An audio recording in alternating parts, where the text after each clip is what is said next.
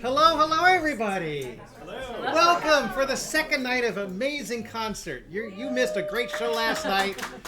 You're going to see it again. It's a repeat. So it's you can't wait for you to hear these guys. This fiddly, it's just exquisite. But first, I'll tell you who's coming. Oh, first, who's new here? You're new here. You're new here. Okay, I've got. There's a mailing list on the back there, next on the stool. There's a mailing list. You can get your name on there, so you can get on the next concerts. Most of the time, these concerts are by lottery because I have so many requests for seats. I had so many requests for this that we had a second night.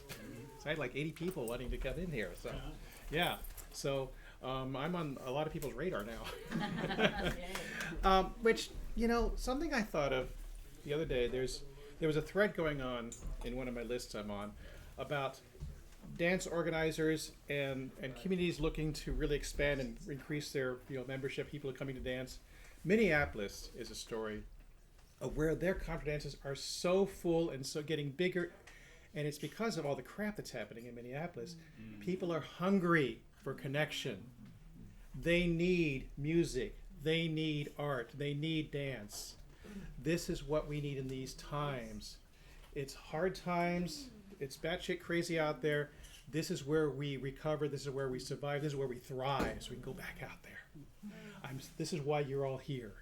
Okay. This is meaningful stuff. This is not entertainment. This is important work we're doing here in being in community and listening to music together, supporting traditional music. So you are. I really believe in this, and it brings so much joy to have you all here in my house and to have this world-class music occur here. I just adore that. So I've got who's coming up. I am new to these because I'm 2 weeks past cataract surgery. So I'm losing these all the time. I got like 8 pair around the house, and I'm always looking for a pair. So I'm turning into one of those people. Welcome to the club. I know. Yep. Need necklaces. Well, no, they just live up here. Where are they? Okay, in May I've got Rachel Hare and Ron Jaffe coming back. They were here a couple years ago. Scottish harp, but it's really great. It's not like you think. It's amazing harp. This is really going to be a cool concert. They were full last year. People loved them. They're back. They're doing workshops at Dusty Strings, both of them. So they're going to be around a while. I've got Marla Fibish and her band coming at the end of May. She's my mandolin teacher. She's been a friend for a long time. So I just think of the world of her. She is the preeminent Celtic mandolinist of our country. She's with I don't Bruce? know. She's with who she was with Rebecca. What's her name? And then she's got a third person in her band who I don't know. So it'll be a 3-piece band. Then in mid-June I've got Keith Murphy coming and Jan Foucault. So that's if you know any about New England music and stuff like that. He's a big deal. That concert will sell out instantly, I assure you. Just before Fiddle Tunes, I grabbed the Quebecois contingent, Alexis Chartrand and Nicolas Babineau. That's going to be they've been on my playlist forever. I adore these people. It's going to be such cool music. And then I just booked the other day, Gray Larson and Cindy Callett are coming back at the end of July. And of course, they were one of these, we got so many people, they added a second show. I don't know if that'll happen this time or not, if we got time for that. But so that's what I've got coming up until the summer. And I'm already booked. I'm booking next spring already. Wow. Yeah. So I'm on a lot of people's radar. Speaking of, I can't wait to hear these guys again. Welcome, Gerry and Don. Get on up here.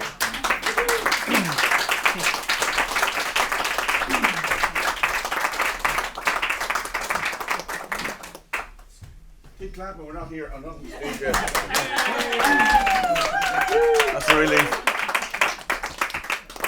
Thought you gave up on us there for a second.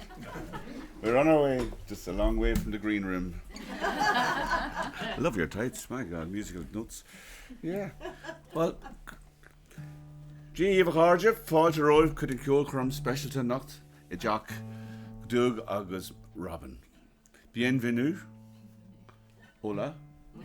Hang on. Lock that door. So it's great to be here. Good to be. We played a lovely concert last night, and they were very nice people last night, weren't they, Don? Reasonably. Yeah, I thought they were okay. No, they were lovely. Yeah, they were all right. They weren't bad, were they? No, they were lovely. Yeah. Do you think they're any nicer tonight? I think there'll be a better tune. You think so? I do. Oh, let's see how it goes. So we're going to play some dance music from my own area. I'll talk about it in a little while. And we'll start off with some reels and play a few jigs, and then after that we'll think of something to say. That's all right. It's okay. Okay. I don't need it. Yeah, I know.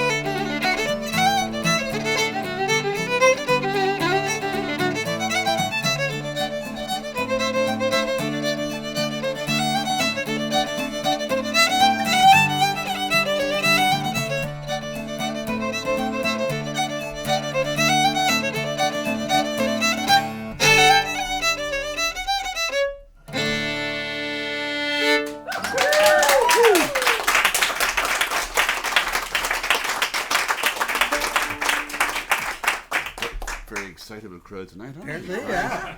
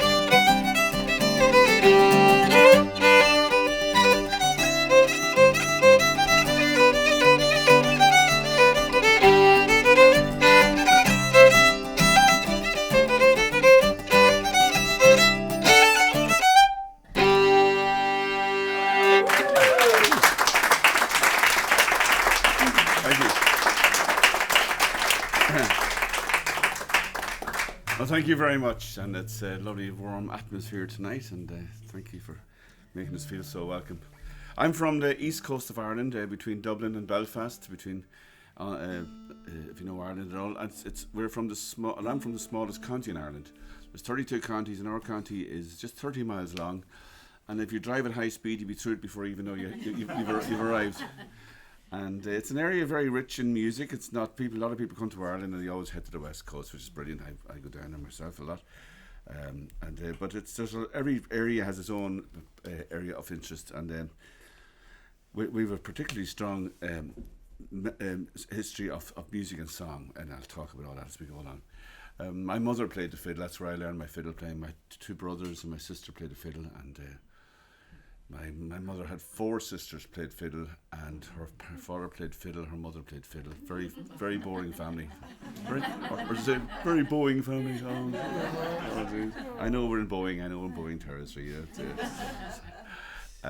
But we've one aunt played the accordion. We never understood her. She was strange.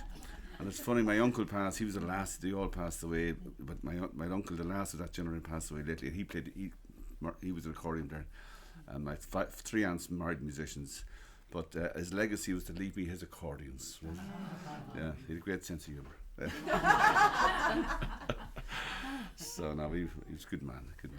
So I was young playing the fiddle. We played for my first fleadh was 1967, the first All Ireland fleadh really, and we won the Gailfean band. I was 8 in the under 18 Gailfean band. They had to prop me up in the chair to make me look like a bit older than I was.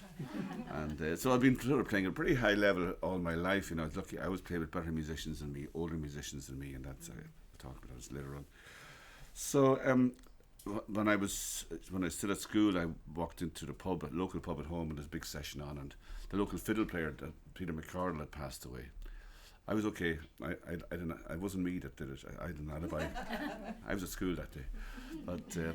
I became the resident fiddle player. I learned a lot of Peter's tunes and all that. And then later years I moved to Fermanagh with my late wife Etna, and we played a lot of music in Cathal McConnell country. You know what, Cathal boys Lough. And he was in Scotland, but his mother and his sister were very good to us. She used to put us up in the house, and we were sort of brought into the area to encourage some of the older musicians to come out. We were like musical bait. And so, there's some good musicians. Yet. We'll all go. So we were the ones who were brought. And it was great. I learned a lot of music. So my music was really from County Louth and County Fermanagh and everywhere in between. It's like the narrowest point of Ireland. If you imagine Ireland as a teddy bear, and if you know, it's like a teddy bear sitting sideways here. So I'm from here. Colin O'Connell's music would have been from this part of the country. And I described this down at the O'Flaherty's weekend one time, and there's a Clare musician on the night after me, and he says, I'm not going to use Gerry O'Connor's map of Ireland because I'm from County Clare. And it was very funny. He was hilarious. Liz Doherty nearly fell off the seat. So that's it. So a lot of music I'll play is from this area. And I should mention Lough, being the smallest county, is part of a bigger area which we would describe as the Oriel area, South Ulster, which incorporates parts of South Armagh, East Monaghan, East Cavan, North Meath. And this would have been an older area, one of the regions like Oriel is where I'm talking about. We also had Nadesha down in Waterford and Dalrida up in Antrim. And these are the old kingdoms of Ireland before the Elizabethans put the county boundaries on us. So this is the area I'll be discussing mostly. And in the 19th century, it was the great tradition with the cultural revival before the War of Independence. There was a big cultural revival, the founding of the Gaelic League and the football, the GA. That was all happening at the end of the 1890s, 1880s, where Ireland, there was prosperity and settlement, Catholic emancipation and all that. Home rule was an aspiration at the time. So there was a great cultural revival, and many of the poets in my area were celebrated. People like Seamus Donald McCourt, blind Seamus McCourt, Art Bennett, Art McCooey. These are all writers in the 18th century, and they were all being celebrated by these people of the turn of the century. Peter O'Durneen was another writer. O'Durneen's music was put to music. O'Durneen's poetry is put to music by Sean O'Reilly. If you're not familiar with Manana Hearn, you know, but I'm not going to play that one. I'll play another one that O'Durneen's music was put to by Peter O'Donnell, a man I knew who translated the Bible into Irish 12. I think he did 12 years work at this. 12 years work translating the Bible. The Do a Bible, I think it's whatever. I haven't read it myself. So what O'Dourneen used to, the poets used to gather on a little hillside outside Dundalk in a little megalithic area called Killen, and they would recite their poetry to each other. But instead of O'Dourneen reciting his poetry to his friends, he'd recite it to a good-looking woman who lived in the house in the edge, but just where Mickey is there, you know. And for his efforts, she would close her windows. I don't think she loved him somehow, but he gave us this lovely poem, Urchnach Céin Vacantia. So I think we're all in St. Patrick's mode. We might as well speak a little bit of Irish. So repeat after me: Urchnach Céin Vacantia. Okay, we've put it all together. Urchnach Céin Vacantia. Oh, Lawrence of Gailfean, you speak wonderful Irish. So it's Urchnach Céin Vacantia, or the fairy hill of Killen. That's what in English.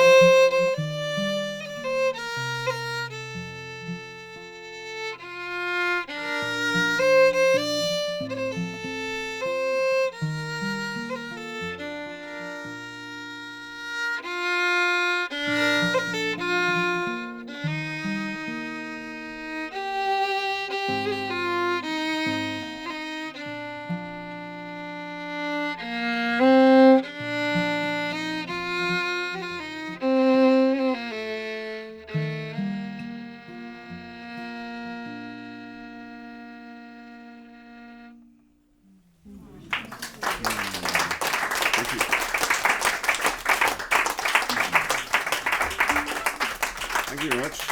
Urchnach Céin Vacantia, but you all knew that. So as I say, in that time I spent in that Mark's bar, it was a very famous bar because it was just with 3 shops off the main street, off the main Dublin-Belfast road.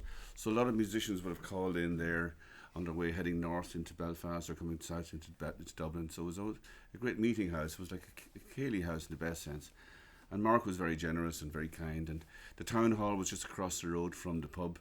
And you had people like the Clancy brothers and Tommy Makem. And Tommy Makem actually lived in County Louth for a while. His son was born in the same hospital as I was born in. And that made him very famous. And Dubliners would have played the town hall as well. And a friend of mine, he runs the bar in San Francisco, Sean Healy. He was the barman there in Mark's in those years. He said sometimes when the Clancy brother or when the Dubliners were on stage in the town hall, he says so often by the time the second half came around, there was more Dubliners singing in the bar than there were singing in the town hall stage. And they'd go over and fill it up afterwards. So it was a very musical and great opportunity for me to learn lots of great music and meet lots of great musicians. Planxty came in later on, Bothy Band were in as well, and it's all good friends. But I was handed a collection of music from an old journal, the Lough Archaeological Journal, which was published, I say, that turn of the century, all the Celtic cultural revival. And this was a semi-academic gathering of articles about language and culture and artifacts, built heritage and all that sort of stuff that was happening in the area. And this friend of mine just gave me this collection of music, and it gave us a sort of a local identity of what our music was. I played music from everywhere, Donegal, Clare, Galway, because they were the ones that were popular with the radio and television. But before that, it's old CDs, before the CDs. 78 came back from America in 1926. Tapes, well, that was tapes was afterwards, yeah. But anyway, so this music it was great to have a body of local tunes, so we sort of built a reputation on a repertory on this. So I'm going to play one of the first tunes I ever learned from this collection.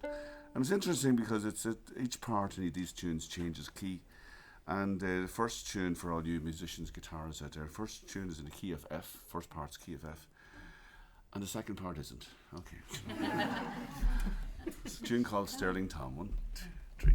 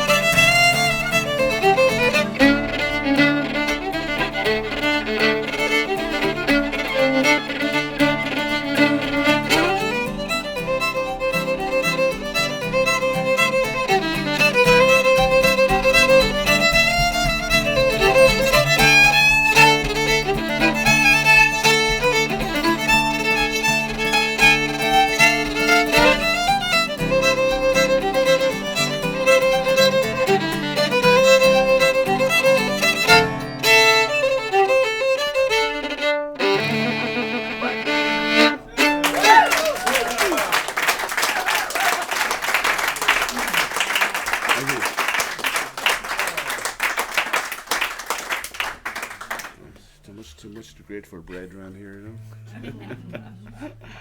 Okay, there were a few reels, pretty well known tunes. Well, the first one is a wee bit unusual. I never know whether to play the major or the minor, so I sort of drifts around it a little while. And then the second and third, Travers, Willie Travers reel, Donegal fiddle player, lives in Scotland. And the third one was played Sporting Nell, two well-known tunes, yeah. Very sporty now, yeah.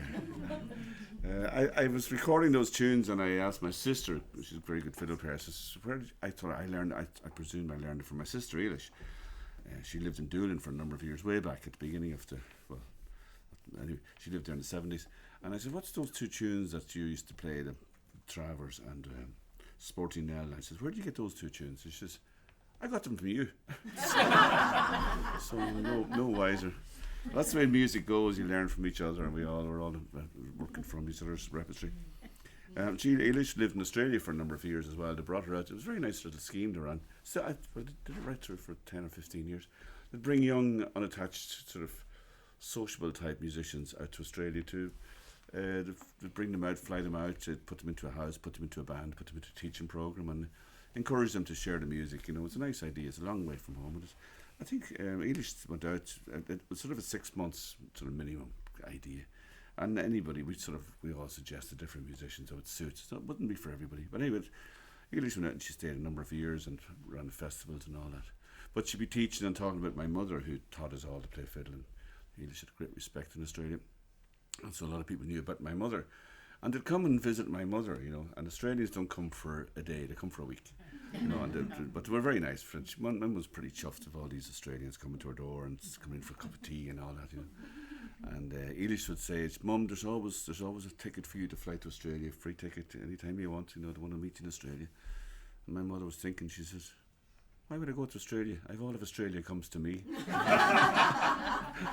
she had a point. And it was great. But it was nice that she was recognised and she was chuffed with it all, you know. So those sort of family connections are important. The next tune is a little family connection as well. It's in a different way. Big John McManus, a fiddle player from County Fermanagh, had a Cayley band, and all his kids played music, which they're still playing, well, most of them. Pat is a great fiddle player and plays a rock. I saw a great photograph of Pat one time in Brittany. He's a big, long, streaky-haired sort of rock guitarist, and there was him playing the fiddle and the electric guitar hanging underneath it, you know. It summed it all up, you know. But back in the 50s, when traditional music wasn't so popular, Big John, his father, had a Cayley band. I think the Silver Star Cayley band, I'm not sure, something star. And he had a friend home from somewhere, and the friend said to him, "You know, John, this Irish music needs a bit of lift. You know, needs something to liven it up." "What do you mean liven it up?" He said, "Well, get yourself a saxophone into the band, jazz it up. You know, make it interesting." You know? So Big John, as I say, he was a very open-minded sort of a character, and he sent his whistle player off to Belfast to buy a saxophone. And there was, you know, musicians are quite clever people, most of them, most of the time. But anyway. But he came back with the saxophone, and he practiced away in the family home and drove the kids out, drove his wife nuts. But eventually he became a pretty competent musician. And anyway, in the band, his friend was back a couple of years later, and he heard this band with the saxophone player in it and all that, liven the music up. And Big John said, "What do you think of that now?" He says, "Well," he says, "that's good, yeah, what's wrong?" He says, "You're not very enthused about it." He says, "The music's great, nice and jazzy now." He says, "But the saxophone player," he says, "What is it?" He says, "Well, he's playing well," he says, "but he has the mouthpiece upside down like a tin whistle." But he still could play it, like, you know. And he did anyway, Big John, he had bigger problems another night. His singer was sick, and he had no singer for the band. So he put the word out to the hall, to the dancers. He said, "I need a singer tonight for the Cayley to dance." And this young woman approached him and says, "I can sing a few songs, you know." And he said, "Oh," he says, "yeah." So they went back and they rehearsed a few songs, and he liked the way she sang the songs, and she liked the way he was treating her, and she married him. That's nice. So Valerie, a very nice woman. So Big John, she was from a townland called Curratiston in County Fermanagh, near outside Rosslea, and he called a piece of music he wrote for her. He called it the Curratiston Rose. Oh. Yeah, it's nice, it's a gentle thing. And Valerie put words to it later on, but I don't sing it again. Coratistune.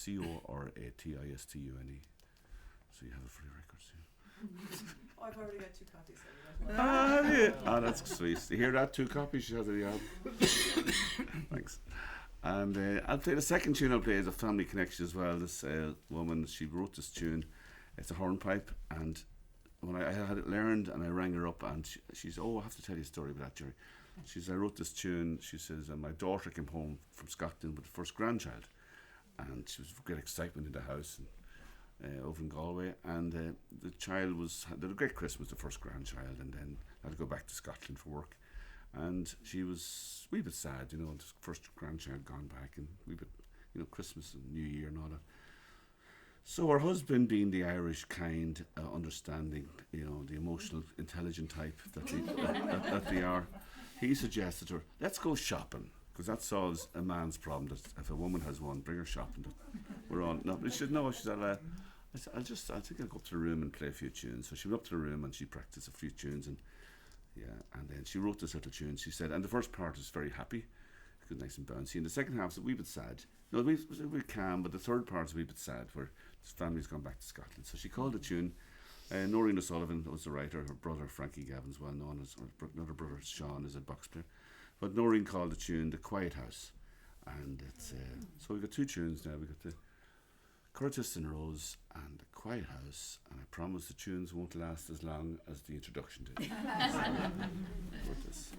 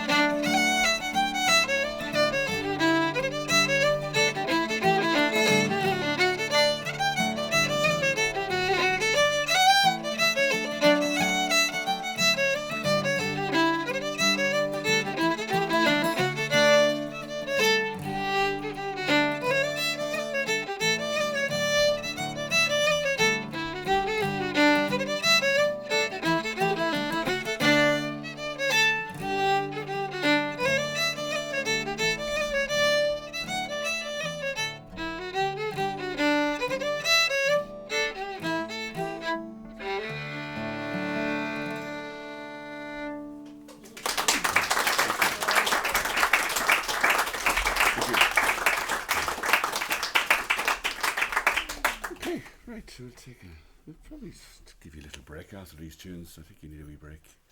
When you're taking your break, we'll take our break, will we? Yeah, we will. It's a good time to do it.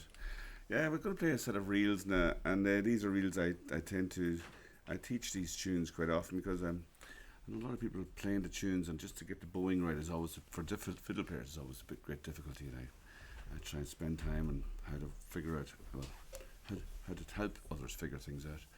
And these there's 5 reels actually, 5 reels, and I call the set O'Connor 4 because there's 5 reels. You know, of course, makes total sense. The reason it's 5 cents, go back to the family idea. There's 4 O'Connors playing in these reels, and 5 reels. My son recorded the album. Donald plays fiddle, piano, and then we had Máirtín O'Connor played a few tunes on the album, and one of them was in this set. And then Gerry O'Connor, the banjo player, a great friend and great musician, and he's the third O'Connor, and I'm the 4th O'Connor. Yeah, it's my album, so I should play it. So these are starting off with the great tune I like to play, Heathery Breeze, and we'll finish with the 5 Crossroads. Well, maybe we'll start, because it's St. Patrick's Week, we'll play it St. Patrick's Day just to mark the occasion. Yeah, we'll play it once anyway. Yes, it's always a great. No green beer, please. We don't drink green beer. And no funny hats. So it's a lovely set dance, 2-part tune set dance. So it's St. Patrick's Day, and then O'Connor 4, 5 reels. Right, you have it now. I don't know where we are. Oh, you go. Just play. I'll go. 2, 3.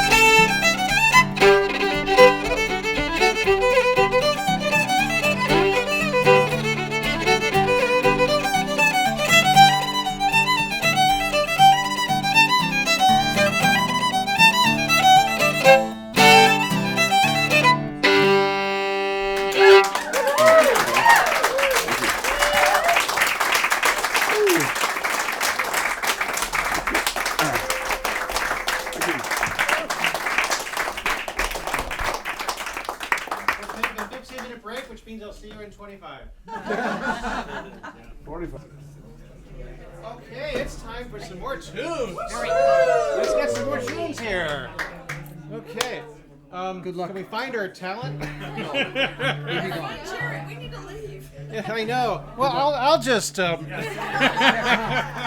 be great. You can do it. Those mandolin tunes will cross right. Right. Okay. Gerard. Telling a story. Okay. That's what Well, his we'll mother be only called 5 more minutes. Don will just have to do a guitar solo. You would not like that. Yes, we will. Come on, Don. Hey, Gerard. Okay. You know better how to get his That's what his attention. mother called him. That's what he knows. Okay. Send Gerry in here. Let's start a show.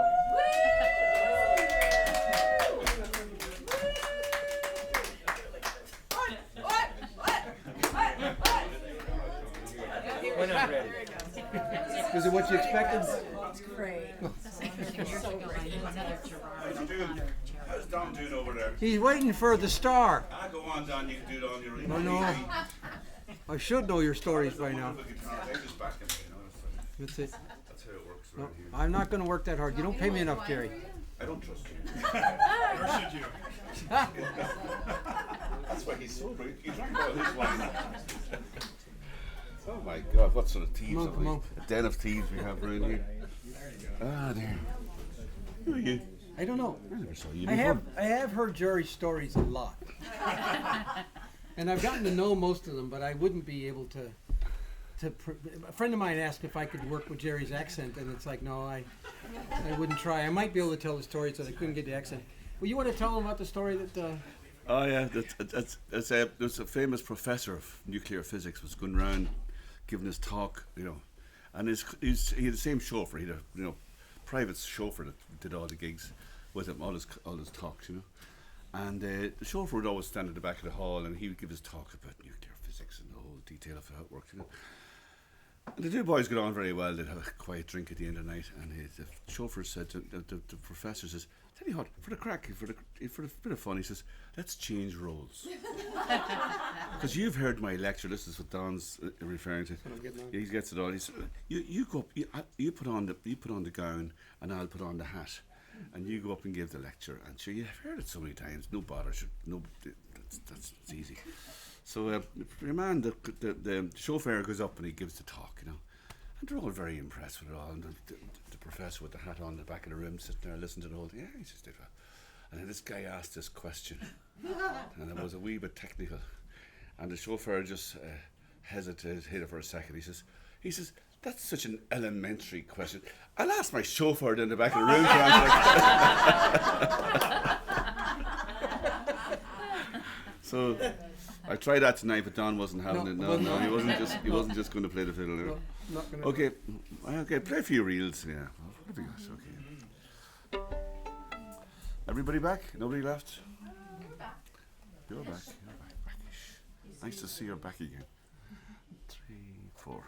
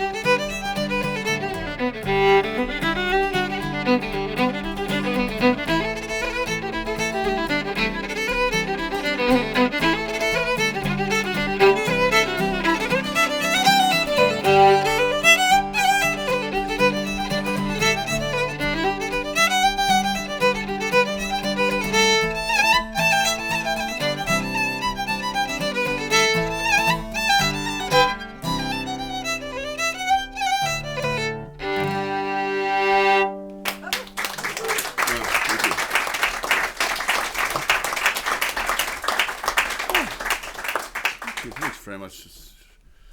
You're all very happy there. We'll change that. Play a sad song. Song about a man and a woman. That's sad enough. This man, he declares his love for a woman. Right? That's fair enough. Then he goes off and he declares his love for a second woman. It gets complicated. But what he doesn't realise that the first woman was very, very, very, very rich, and now he is heartbroken. As he was, but she doesn't care. She's going off to a young fella anyway. Young sailor boy goes off to the Caribbean or somewhere nice, and but your man keeps digging a hole even deeper, and he decides to write a song about her for her. Just trying to win her back. Trying to play on the emotion. And he writes. I'll sing a little bit of it. You won't ask me to do this again. I'll sing it. It's Father la me, is Father la me, Jimmy she, is Father who suckers he see, Molly Walwani Cullinan. So that's it. And now you know the story. So he says in the song, he says, is Father la me, he says, she's gone, my beautiful woman, my gorgeous, beautiful woman, with the checkbook, the credit card, and all the money. So he's really heartbroken. So, but he gives a lovely song, Malwani Cullinan, Fair Molly Hollywood, and just to impress the error of his ways, we will play a tune before it called the Destitution, and to compound the error of his ways, we'll play the same tune at the end. So it's Fair Molly Hollywood with the Destitution reel.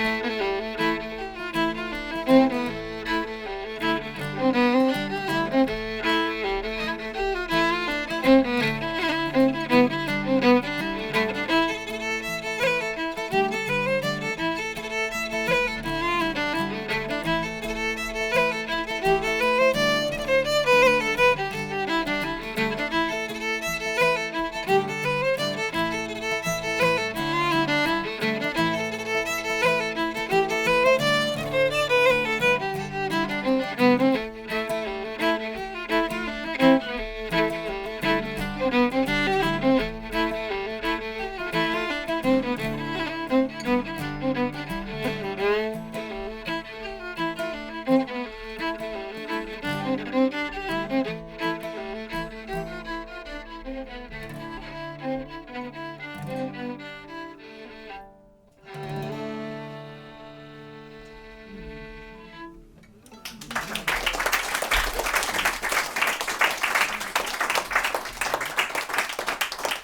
you very much. Mal Wanley Cullinan or Fair Molly Hollywood. Neil O'Connor wrote the melody of the song and what's his name? Jeez, I shouldn't have started. He wrote the reel. Ian Stevenson wrote the reel.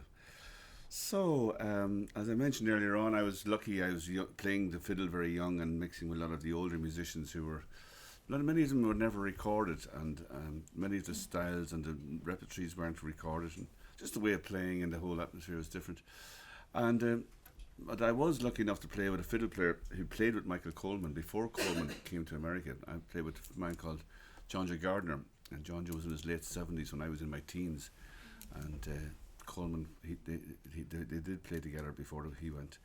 So, and I played with him, and I played with Roger Sherlock and many of the older musicians, yeah. As they used to say, all the great musicians are dead.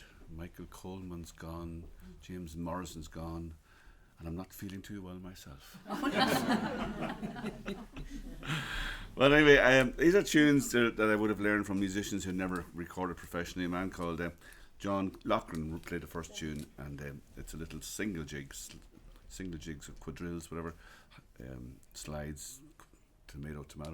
It's much the same. The second tune was played by Peter McCardle, the fiddle player I replaced in my hometown, playing a tune. He called the tune Mixing the Porridge. And the last tune was played by a man who wrote the tune called the Banshee. You know that tune? I know it too. But he played this tune.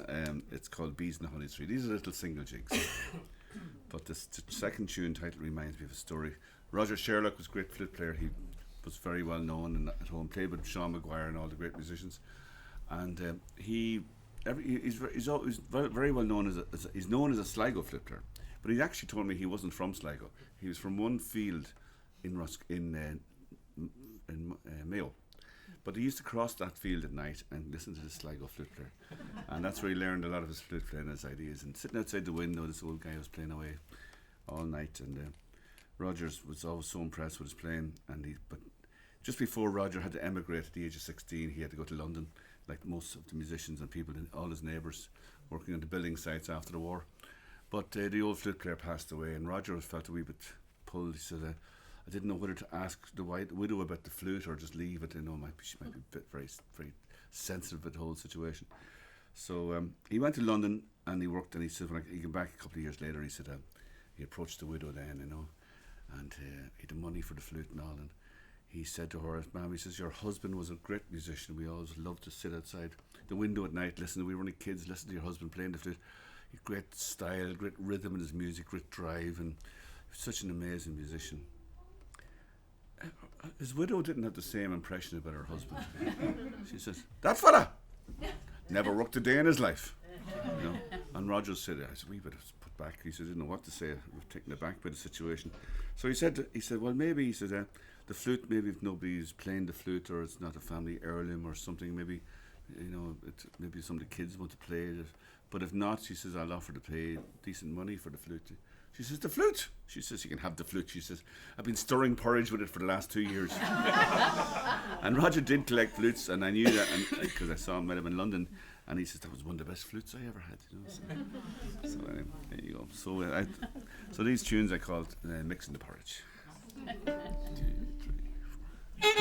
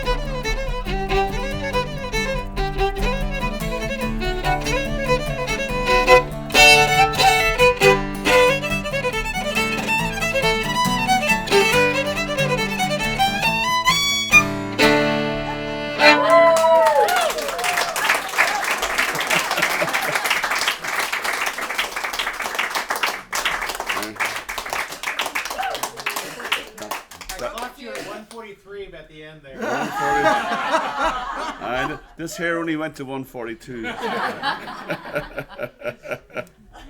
143, that's a bit fast for the dancers now. Oh, let them dance, let them dance. Oh no, that's good thing. 143, yeah. That's okay, Mr. Flattery. Okay, that's enough of that fast music now. Have to bring the speed right down to 43. Okay, I'll play a slow air, a nice slow piece of music. And this was written around the time that to get an education in Ireland was very difficult. At the time of the penal laws, this was enacted, I think, in the late 1700s to mid 1800s. It was a time when a Catholic in Ireland couldn't own a gun, obviously, couldn't have a boat, couldn't have a horse, and couldn't get an education. You know, you were they're banned from getting an education in Ireland. So a lot of the wealthier Catholics would have gone abroad over to London, she's not London at all, Rome, Paris, and places like there was Leuven, there was an Irish college there, Salamanca, and where there would have been seminarians sent there as well to become priests. And a lot of them came back from France with a lot of revolutionary ideas, things that wasn't very popular amongst the administration, things like equality, fraternity, egalitarianism and all that. So the British decided to put an end to this and to build a seminary outside Dublin in a place called Maynooth and keep an eye on all these revolutionaries coming back. But this young fellow came back and he didn't become a priest, and but he had got all this classical education, this Greek mythology knowledge and all this, and he was trying to impress this young lady with his knowledge of Greek and all, and she was not too impressed. She preferred if he just played football or something simple, But in the song he describes her as one of the most beautiful women, like Phoebus and Diane and all the Greek goddesses and all the Roman stuff. But she just said, "You're just like me." She says, "You're just a peasant. Move on, But they gave us this beautiful song, Bessie, the Beauty of Rossinier Hill. And I learned this song from a good friend of mine. He used to be singing it, and he told me, Gaby McCardle's his name, he's in one of the albums there. He said that he was singing the song, he knew he didn't have all the words, but he'd sing it anyway, because it's a lovely song, lovely melody. But he says he was sitting in, minding his own business, having a social libation in a bar outside Enniskillen, having a pint. And this young fella runs in with a sheaf of paper and hands it to him and says, "My dad told me to give you that." And all the words of the song were on the sheet. And Gaby was there reading it, and I said, "Did you learn who had the song?" He says, "I have no idea." He says, I was too busy learning the song, all the words he was missing, all the verses. So that's where the song comes from. So Bessie, the Beauty of Rossinier Hill.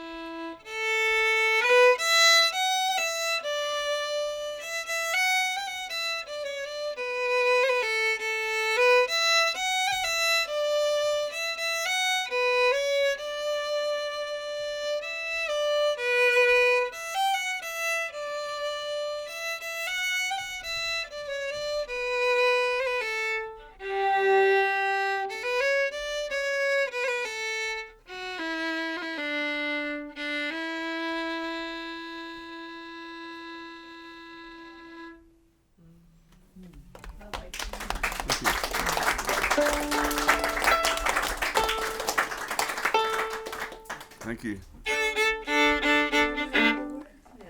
Pardon me? I want to know the words now. I'll ask Gaby to send them to you. You have to be sitting in a bar in Enniskillen before he'd hand them over to you. Having a social libation. It's a lovely song, Bessie, the Beauty of Rossinier Hill, yeah. So we've run this tour, thanks to Mickey. We're over here doing this particular tour. It's very kind. Mickey Nelson's has us playing in these beautiful places, and we were playing in a place called Weaverville during the weekend. So there's one of the women there asked us would we come into the school and play a few tunes, and we did. It was very nice. I used to do a lot of school stuff. Very important to kids to educate. Some kids never see a musical instrument, you know. And it's interesting. One of the wee guys in the school, he was. He asked me, you know, you don't know what you're going to get from a child, you know. But this guy says, what's the white dusty stuff on the fiddle? And I said, oh, that comes from the rosin and the bow and all that.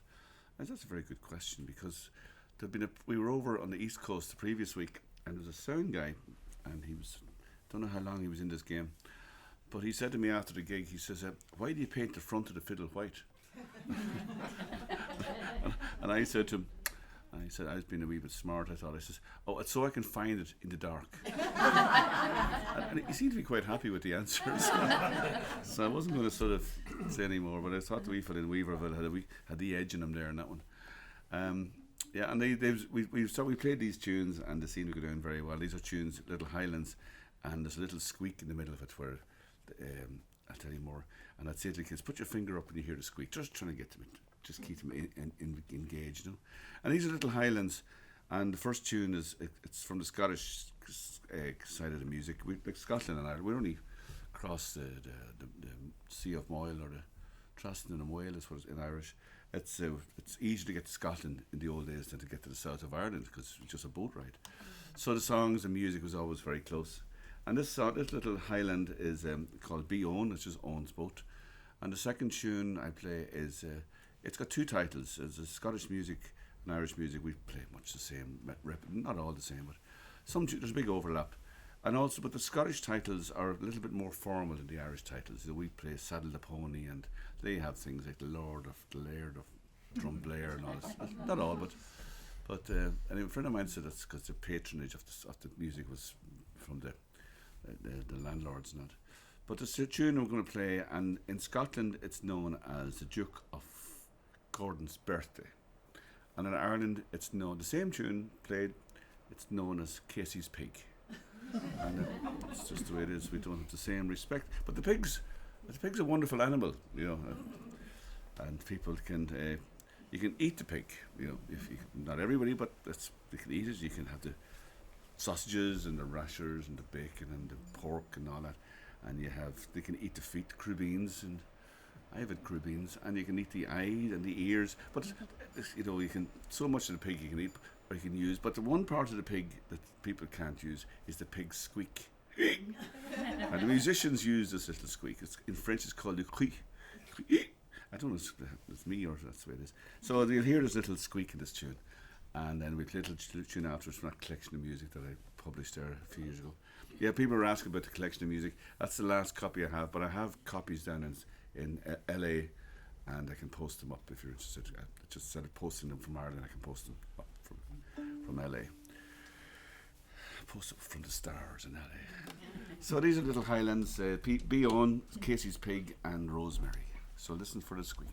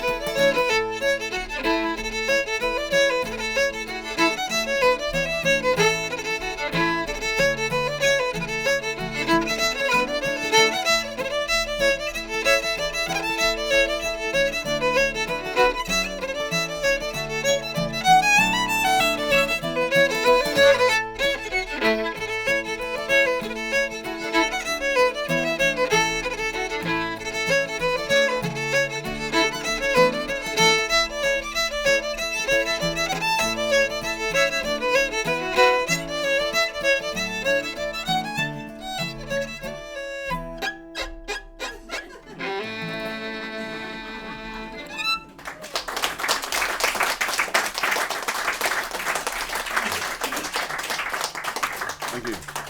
Thank you very much. Well, we've come to the end of a lovely night. We're going to play a few last set of more reels, and so thank you very much for coming out, and thank you, Doug and Robin, for hosting us for 2 nights here. It's been special. It only works because you show up. And that's exactly it. Thank you for coming out. And Doug does 98%.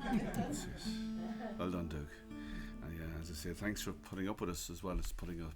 Oh, it was difficult. Thanks, Robin.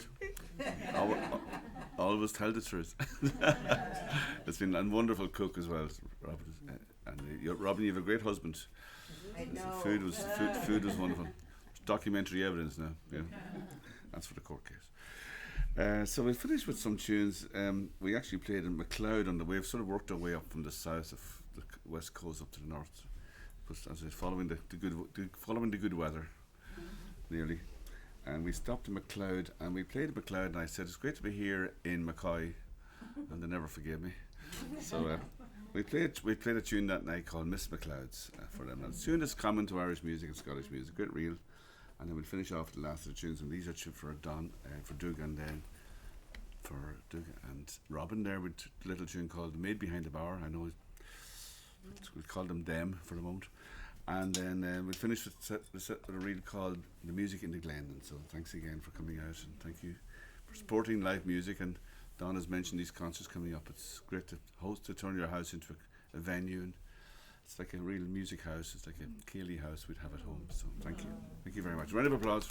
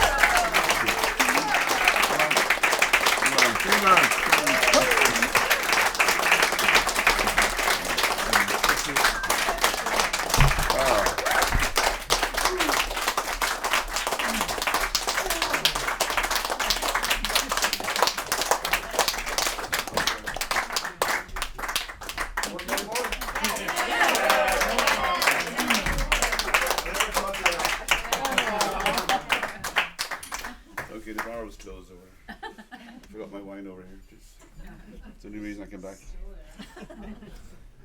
And I say thanks to Don for making all this work. He says he gets away with saying very little. Don Penzien, round of applause.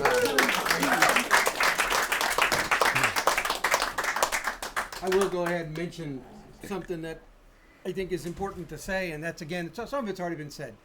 Doug and Robin, thanks for opening your home and doing this. But even, it's worth pointing out that this doesn't happen by chance. I mean, they have to completely remodel their home multiple times a month to make this happen.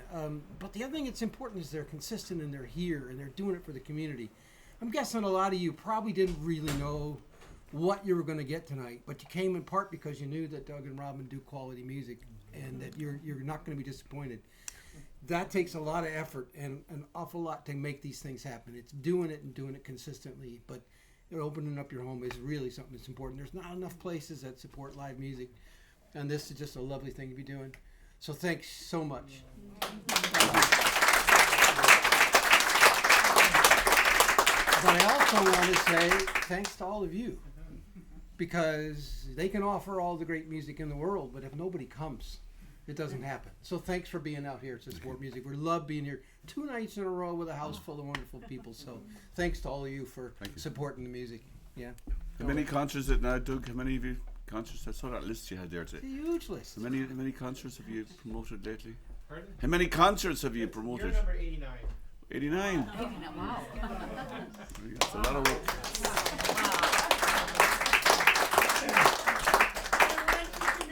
We do not take a penny. I know, very kind. Just the glory. Yeah. It's the purpose. I feel like I live a purposeful life. Oh, no, thank you. So important. And I know there's many musicians here tonight. I do appreciate it coming out, but I hope you get something. I know the sessions are great, and we all go to sessions, but this is just a chance maybe to hopefully it'll help give a wee bit of an injection into your own playing and your own enthusiasm. We all enjoy sessions, but it can be hard on fiddle players, I know, to try to play at speed and all that. I don't play very fast, as you notice. But seriously, with the variety of playing slow is so important. So, okay, workshop over. Okay. You're giving a workshop though tomorrow. I'm giving. Oh, glad you mentioned that. Now that. Shelley Connolly's a friend of mine. Oh yeah, I'm putting a workshop on over in the golf club. Shelley's a good friend. She stays with us when she's in Ireland, and she's putting on a fiddle workshop in Port Townsend tomorrow at 3 o'clock to 5 o'clock. And the whipping will continue until morale improves. Thanks for mentioning that. That's great. Yeah.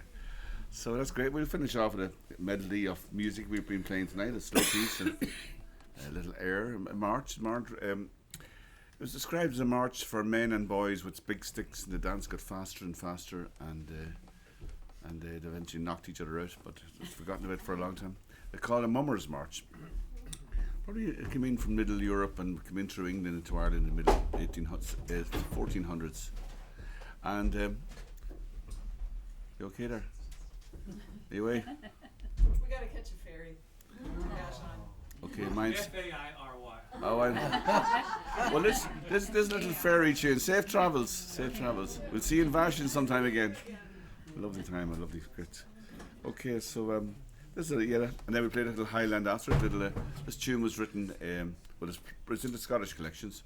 It's played in Cape Breton. Very popular tune in Cape Breton as well. I have a lot of friends. Fiddle is such a universal instrument. That's what I didn't mention about T-John Carignan, the fiddle player that I played earlier on. He was a fantastic Cape Breton fiddle, Quebecois fiddle player, but he also had a huge classical repertoire. And I met his producer one time. He said that he would practice all day and all night, but he was happily married, but his wife wasn't. And, she had him practice down the basement. So I always swore to myself, I'll never buy a house with a basement, in case I ever take up the notion of practicing. I know, but Carignan had a great love for Irish music, and he listened to Michael Coleman. So that's the reason why I played those polkas earlier on. I should have mentioned that. Anyway, so we'll play this little Cape Breton or French Scottish tune from the Bremner collection. It's either Bremner collection of 1870 or 1780. I'm a bit dyslexic when it comes to numbers. What's a number? And then we finish with some reels. Finish off with a great reel called Launching the Boat. And so thanks again. Thanks to everybody. See you soon again, I hope. see you in Port Townsend, or we'll be up in Mount Vernon on Saturday, 3 o'clock concerts. Yeah, if you fancy driving up, it's only up the road. What's 300 miles? Leave it all ahead of us tomorrow. Okay, thank you.